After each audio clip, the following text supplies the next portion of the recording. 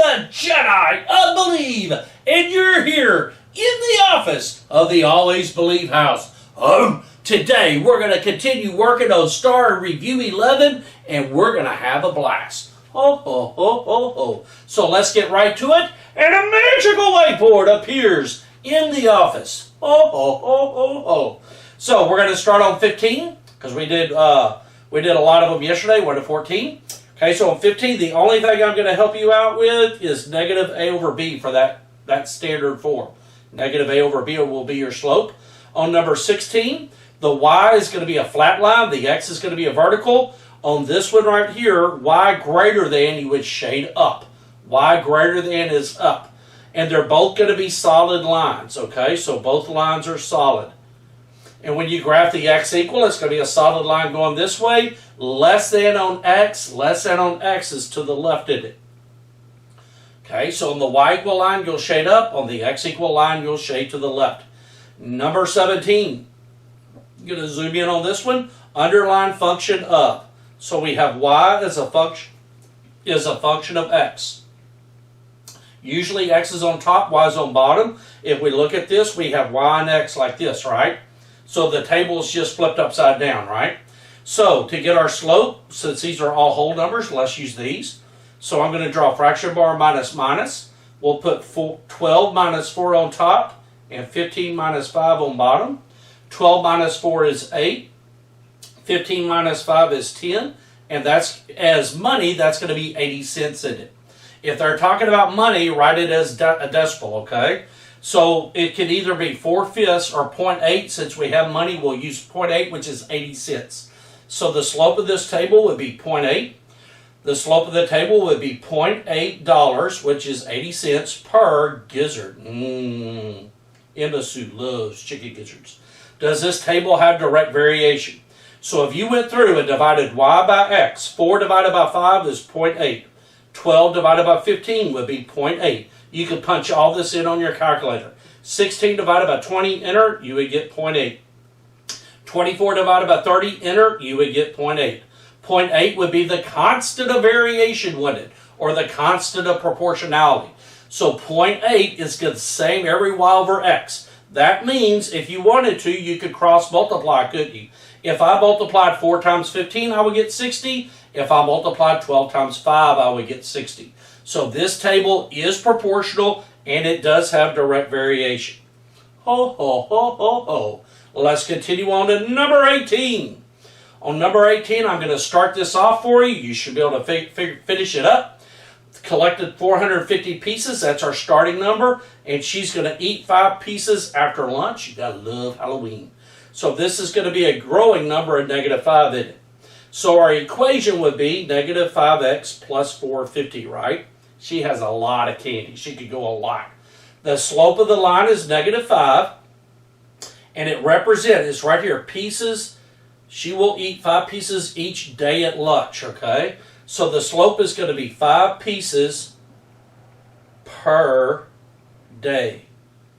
It's going to be 5 pieces y per x, right? Okay, so that's going to be our, this is y and this is x. That's going to go on your x and y axis. The independent variable and the dependent variable. So the y-intercept would be 450. Now then, to get the x-intercept, I've had some people talking about this. You would take your growing number and divide it by the slope. How many of your slopes go into your starting number? Or take your starting number, divide it by the slope, okay? So our y-intercept's 450. How many 5s go into 450? It would be 90, wouldn't it? So at 90 days, she's going to run out of food. And remember, the 450 is the starting amount of candy. 450 starting amount of candy.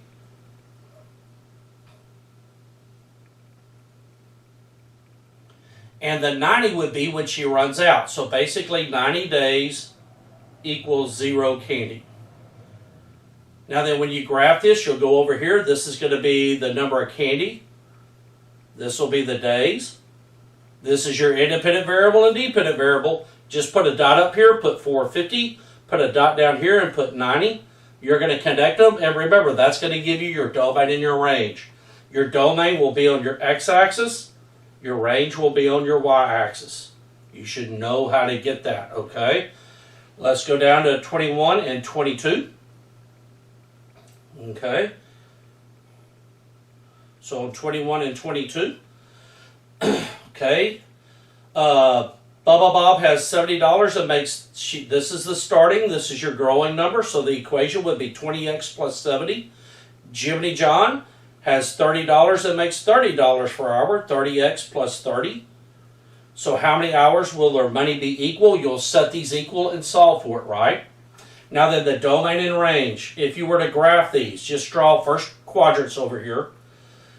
Bubba Bob's, this is Bubba Bob, and this is Jiminy John. Bubba Bob's graph starts at 70 and goes up. So his domain would be 0 to infinity. And the range would be 70 to infinity, wouldn't it? Okay, and then Jiminy John would start at 30. And I will let you do Jiminy John's on your own, okay? You can do 23 on your own. And I'm going to do, these are all substituting. I'm just going to start this off and you can finish it up. So on the first one, we know y is equal to x minus 1. We're going to plug in and replace, write down a plus 2, parentheses. So on this equation, I replaced y with the parentheses, and now I'm going to plug in x minus 1. And I could solve that for x. I'm going to let you do that. On the next one, and remember, we want the x and y. So after you get x, you're going to plug it in and subtract 1. On the next one, let me do this. So y equals 3x plus 1. So negative 8x plus 3 parentheses equals 1. And I'm going to plug what into that parentheses? 3x plus 1, aren't I? So I'm replacing the y with parentheses and I'm plugging it in. Let's go to this one. Okay, a y equals x plus 2. So 2x plus 5 parentheses equals 3. I'm going to replace that y with x plus 2. And now I can solve that for x, can I? Okay, and then rewrite this over here. You'll do this for all of them. You're going to replace that x in and solve for your y, okay? And tomorrow, let's just do 2 videos. I'm going to do one of these. This is 29 is probably the hardest one. So I'm going to do 29. I'm going to start you off. So on 29, I'm going to get my slope, and we want the equation in standard form. So the first thing to do is get your slope. So fraction bar minus minus, and now we're going to put y minus y, right? So I'm going to put 6 minus a negative 3, and then 8 minus 2. So 6 minus a negative 3 is 9. 8 minus 2 is 6, and that simplifies to 3 over 2. Now I'm going to use this point as my x and y, and I'm going to plug in a point slope. So I'm going to have y, the opposite of minus 3 is plus 3, equals 3 over 2, parentheses, x minus 2. Now then, I'm going to switch that to standard. You should be able to do that. On number 28, okay, on number 28, I'm just going to plug it in. We're going to plug this into point slope, and we want standard again, right? So we're going to have y minus 2 equals 3 over 2, parentheses, x minus 6. Remember, this is my x and y, right? Piece of cake, switch that to standard. Number 27, this is pretty difficult here. So our slope is this right here, and we have perpendicular, right? And this is going to be our point. This is x and y, and we want point slope, so this won't be that difficult. So our slope, write down negative 5 over 2, draw an arrow, and we want a perpendicular slope, don't we? So we're going to switch the signs and flip it. The opposite reciprocal, the opposite reciprocal. So if I reciprocal it, I'll get 2 over 5, and a negative will turn into a positive. So this right here will be my m. Now then, I'm going to let you plug this in a point slope. Once you get into a point slope, you are done, okay? I hope you've had a wonderful, wonderful time doing this. Just 2 of these star review videos, trying to shorten this up, and you are done. Thank you so much for being awesome. Thank you for doing your work. These star reviews are important. Remember, you are amazing. You are created to do wonderful things, and you are awesome.